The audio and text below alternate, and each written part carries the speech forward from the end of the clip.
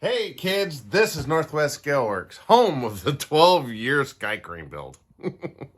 All right, on today's adventure, I had to modify a tool. Don't be afraid to screw something up because you can always buy another one, right? Maybe not.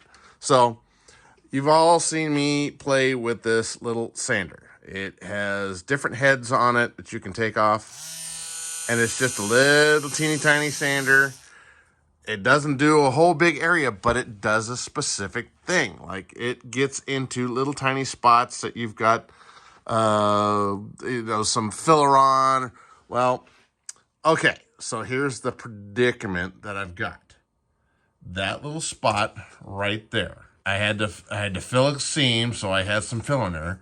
Well, you see this stupid post that's right in the way?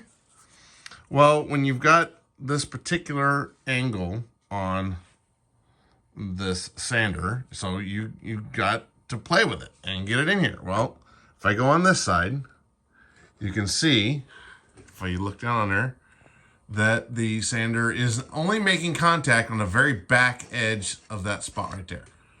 So then I come in on this side and look, and now I'm only able to get it on the front edge of that. Well, I'm like, what the hell? Why can't I have one that is 90 degrees and flat to the whole thing? So I'm like, well, let's go see what we got. Then I seen, in my little box of tools,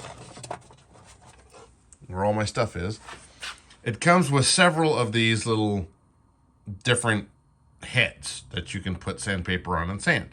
Well, obviously this one comes straight out, which is okay, but that didn't work. So I took one, heated it up a little bit, and bent it to 90 degrees so that I could get in perfectly flat on that spot. But as you can tell, I overheated it a little bit. But once it cracked, I was like, oh, well, hell, let's just add some more heat and put it in there. And it actually still holds and has enough plastic meat into there to get it to work. So that was problem number one. So then I was like, well, I can't get this thing. Only had like a 3-foot cord on it, and so I had to be close to a plug. I'm like, I need more plug. So what I did, I've got like an 8-foot cord all the way over to there.